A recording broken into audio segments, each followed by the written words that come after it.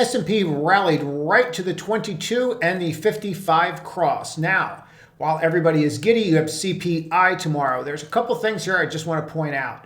Number one, your volume is falling off a cliff. So this is the average volume. I use a 50 here is what I use. You should use what you're comfortable with. But then I have these other scales in here, and there are different standard deviations of these moves. And usually when I'm above all of them, that's above average volume.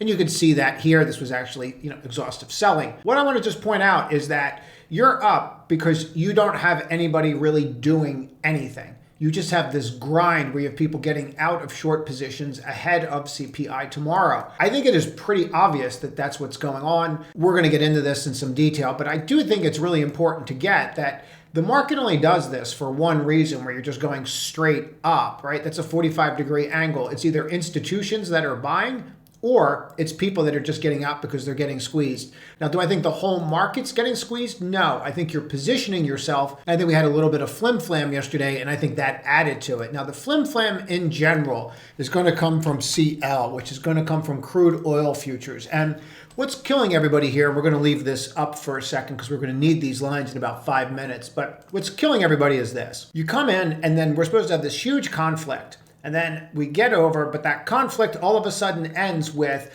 Iran saying they are looking forward to working with hostage release and they don't want to do anything to upset that. Now, once that statement's released, you started to see the market change drastically. And so what we have is we have this huge escalation and push followed by basically we don't know if we're going to attack yet. The issue with this is yesterday, we always do this show of force. We, the US, for those that don't know, I'm based in the US. And then what happens is we announce that show of force. Yesterday, we made a couple moves I'm not going to get into, which obviously they were public moves, but they were more non-public than usually are out there. I'll leave it at that. And we moved way more stuff than we usually move over in that area. To me, it was pretty telling that they expected something to happen. So we saw that, and I'm not the only one that felt that way because we saw this huge push in the market. So then we get this huge push in crude oil where everybody's expecting something to happen, and then nothing happens. And then we fast forward to today, and now we have the ES. Now, what's interesting about the ES is good news bad news, or is good news, or is bad news? So in other words, we're shifting all over the place. So this number comes in a little higher than people are expecting, and then the other part of it comes in what? Much, much lower than people are expecting. So when we break out the PPI and take a look at it, now this is that 5 minute at the 4 o'clock level, and you can see that right there at 3:45. That's the end of the day close. What we did this morning pre-market was we always look at that bar at 8:30. You always want to do this, not once, always. You mark off that 8:30 bar. We did this in the public video today. And what you're doing is you're just leaving those areas and then you're watching. And now, even live today, we were talking about the break, the retest, and then how you were trying to hold, and then eventually you just lifted. So these are always key areas. That's because that's where the algos and high-frequency traders are. End of day, market on close, no different.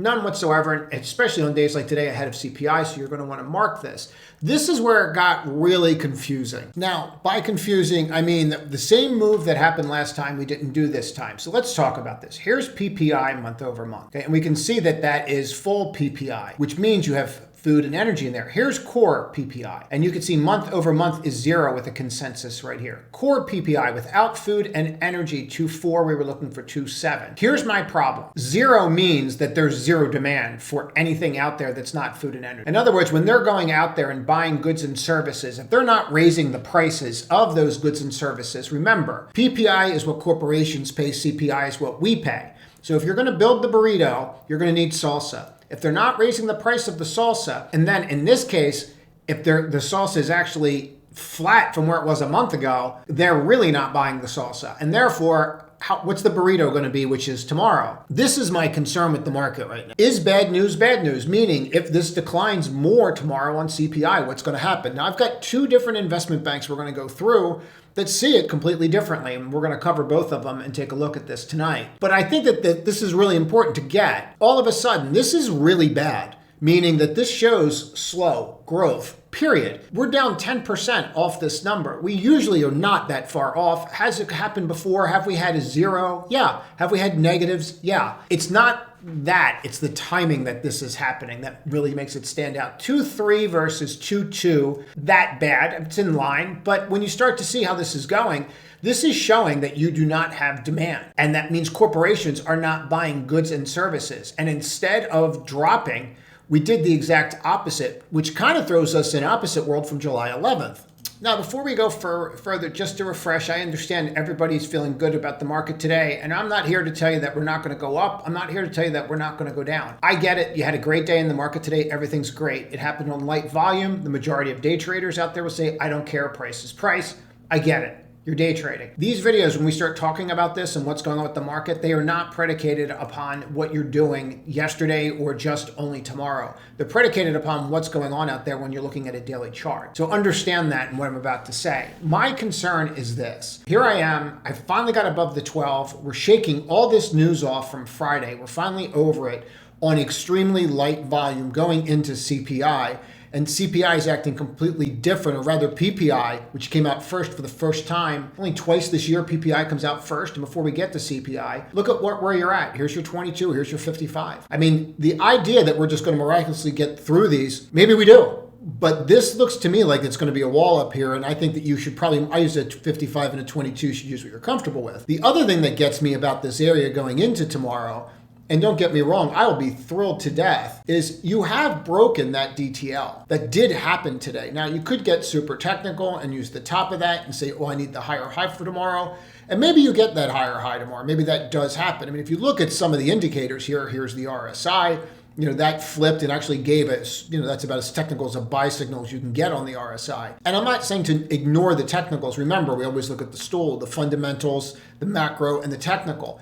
But do you need to be in before CPI? Or maybe just see how we respond to CPI? And then just to refresh everyone's memory, why am I saying that? Well, the tip of the spear, or the top of this, was the last CPI number. Now, for those that don't remember, again, you always have to look at the market from a macro perspective and the events. Like, where were events that picked a bottom or picked a top? Okay, right here is when the Fed said we're not raising rates anymore. This is how much we moved since they said we're not raising rates, and they have done nothing else. They never lifted a finger except say the same thing over and over again for this period of time. Okay.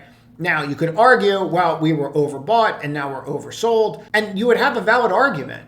But that doesn't mean that that's the only thing that's going to drive us tomorrow. What's really going to be dependent is the data, and we're going to get to that in a second, but I want to be really clear about this. When you go back and you look at some of these other core dates, for example, if you go back here to this Wednesday, October 12th, 2022, see that little wedge down there, and that was the bottom? That was a CPI number, right? So this is why I'm always on people about you need to understand the macro. If you go to this area right here, this is when the Fed said that they're going to have to raise rates. Okay, we're going to have to raise rates, and we're going to have to stop buying all the assets. And that was pretty much the end of the market right up in here. All right, so you can get as technical as you want, but when you lost the Fed at 1.7 trillion, that's when we came down.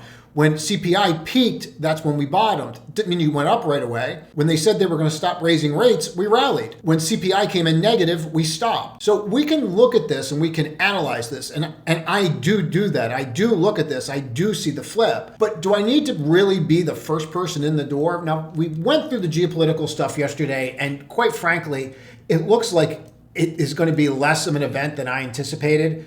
And that, I was very surprised at how that just changed on oil and everything today. It was kind of shocking, quite frankly, but it did. But that's good, because now I have other issues. Now you have the yen issue, but that issue we'll get into on Saturday, and that seems over for now. That guy's being called in front of Congress, being asked what he did. Their Congress, they call it Parliament over there in Japan. So the chances of them doing anything soon is probably pretty slim. But so what do we have left on the agenda? All right, so we have the inflation and we have the election. All right, so we have PPI that came out. PPI was bad, meaning lower than expected, and we still went up. Okay, what else happened today? Was there anything else that we could glean from this before we move forward? Well, here we are on RTY, and this can hardly get out of its own way. It sure doesn't look as pretty on the RSI. So we could take from this that If things get weaker, are they going back in the same names that they recently bought because they're the only names that have any kind of growth out there? And the answer to that might be yes. So when you start looking at stuff like FNGU, which I did not trade today, I actually tried FNGD and it did not work. And that's right, guys. Sometimes you're going to do trades and you know what? They're not going to work. Shocker. But you're seeing right here as you're trying to break out and you're leaning right in there and you have this quote, and that is a buy signal for an RSI if you do trade RSI and it flips there. My RSI settings are different than yours, and there's the SMA, and that's why it looks the way that it does. But so if you're looking at this right now, you're like, oh, well, this looks great. And it did. It rallied. It looked exceptional. You're back over the 12. You're getting to the 22, the 55. This is what they're buying again. So when we start looking at these names, this is where the money's going. So in other words, here's XLE. Okay, they're not buying that. Here's XLP. Okay, they're kind of buying some of those like Cost and those names. And of course, you have Walmart coming up, right? Which kind of looks like it's getting absolutely pinched there. But what are they buying? And then you start going through the usual suspects and look at how they did today. Okay, all of a sudden, Apple's up. I had a position in Apple and candidly, I got out of it because of the risk. Microsoft's back above the 12, right? So you start looking at these names going into tomorrow. And this is where they're going back into. And nothing's changed here, guys. Again, here were earnings. Stock absolutely gaps up, gaps down, falls apart, and then it's just up. This kind of move, by the way, is just, it's not normal. I mean, take advantage of it, enjoy it, but it's telling you that there better be news, or two, there's a lot of people getting squeezed on it. So if we look at this again and then go, okay, well, what about XLC? Well, those names all pinched right here. And then you have names like Charter, which had good earnings. We're getting the CPI. Just stay with me for a second because we're getting to something here. So then we start looking at this again, right? And then you broke down here, tried to rally, broke down again. All right, so what is driving the market? What we would think is driving it is what is driving it. You're going right back into the same names you were in before. So in other words, when we start looking at the stocks before we get to the CPI, and then I'll tell you why we're looking at this stuff. So you flipped back over. If we take this out and we go to the most basic of charts and we leave that anchored VWAP from November right here, you're the first day back over that level. So all these people that have been in since November, this is day one of them, of the average of all these people finally being back up and over. That is usually a pretty good spot to start looking at this. So what is the purpose of looking at all this? In front of you is CPI. Now, CPI month over month. Here you are, and you can see core with cores without food and energy was 0.1. We were looking for 0.2 this month. So they're telling us that core is going to go up. Okay. Then we're saying core 3.2, but previous was 3.3. So just so you understand, even though month over month this was going to increase, somehow miraculously the year over year is going to decrease from the previous number. Even though the month over month is going to increase, somehow miraculously the year over year is going to decrease, okay? So I'm sure you guys can explain that to me in the comments. Now, 0.2 is positive, is what we're looking for. And then you come here and you have -1 month over month of full inflation. 2.9 is what consensus is now. Previous was 3. So, in other words, we're going to go higher year over year from the negative number. Okay, the previous was 3, but we're going to go under year over year. All right, so again, someone else is more than welcome to explain this to me. But the point about this is this number was atrocious. And that's why we sold off. And I think that that number is being reflective in the PMI or PPI. Now, the problem with all this is you're going on the assessment that the numbers are being straight and being represented as true. And I don't have enough time to get into all that. But I do think that you have to look at this and look at it on face value as to what's transpired. So what I want to do is just bring everyone back to that moment on July 11th. And that's what happened. And the last time that you had a negative number there, just so people get it, this is from the Bureau of Labor Statistics, but I got this from Trading Economics, and anybody can just go there and get these, and they're free. But this is the last time you were there, was the pandemic, and this is where you are again. This is really important for people to get, guys. Okay, this is not a great number. So the question then becomes, what happens with this number? Now let's take a look at some things here. This is a clip from an investment bank, and Fed already is behind the curve. We put more weight on retail sales than this month's CPI. They can. I don't think that the market's going to, but retail sales are on Thursday. Let's get through one little nightmare at a time. We think equities will like consensus number too light to raise worries about rapid economic slowdown. This is my issue. We think the equities will like a consensus number the most. I agree with that. I think this is like threading a needle right now. The reason that we went down last time was because the economic data very clearly on the way down, that number was so bad that it scared the bejesus out of people. Do the kids still say bejesus? So it scared everybody so much that we dropped. A hot number is going to make all the interest rate sensitive numbers, meaning a higher number, drop, right? Like all those interest rate sensitive trades are going to come in. If you're too low, then it's going to be like recession. So you're threading a needle right now tomorrow, and this has been my concern with it. Now, you could also say, you could have a relief rally just in general where, hey, by the way, the number's behind us, it's behind us, and then we'll go there, and then we'll go, and then we'll figure it out. So I think that when you look at this, it is what it is. I think it's very important to just look at what they're saying and what some other investment banks are saying, because they're looking at this completely differently. And I'm going to just show you two completely separate, well-respected investment banks and what they're saying. I venture that the Fed has had enough covered for 50 basis points in September, even on a high CPI print, should other data points like non-farm payrolls be weak, which leads me to wonder if a really low CPI might actually be worse for equities on a one-day horizon than slightly strong CPI. I think it is. And I would equate that if we come in really low, I think it's really bad because it's going to solidify what happened July 11th and the market sold off. This was interesting and worth sharing. We continue to favor quality trades in equities, and they're going to the NDX and the quality names. Now, what's interesting about that is you would think RTY would move because that was leading this. And now they're saying we're flipping back from RTY and we're going back to NDX. So I find that fascinating. Well, it doesn't take much, but that is pretty interesting to me. Like funding semis and AI longs with shorts linked to the consumer. So really what they're doing is that the consumer's dead is basically what they're saying. And if you look at that, you can see that. The consumer's at, I think, 10-year lows versus the S&P. XLY is. It's also worth noting S&P October implied vol is back to a 15 handle, so options make sense as we approach non-farm payrolls, Jackson Hole, and next week we'll be really busy. Have a lot going. Okay, next. And guys, these are just going to continue to be not edited because I just have way too much going on, especially right now. Extremely busy. CPI inflation affirmed to 0.3. Okay.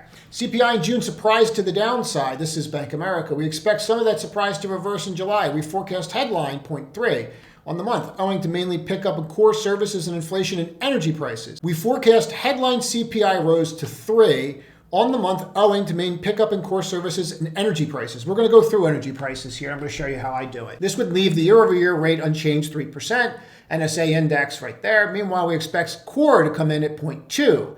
Well, this is not quite as low as June. It is in line with prior deflation and should beat the Fed's benchmark for beginning rate cuts in September. The key driver of our modest reversal in core CPI relative to last month is core services. Two parts, ex-rent, non-housing, edged down.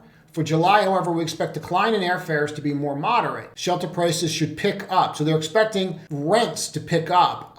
I'm not going to get into this. From what I'm seeing, rents did not pick up. With lodging away from home rising, I don't know where they're at with hotel prices, but I don't think that Bookings and Expedia did very well on earnings. Elsewhere in shelter, we expect acceleration in rents and OER to hold, both projected at 0.3. Taken together, core services should increase 0.3. Non-housing inflation should moderate over time.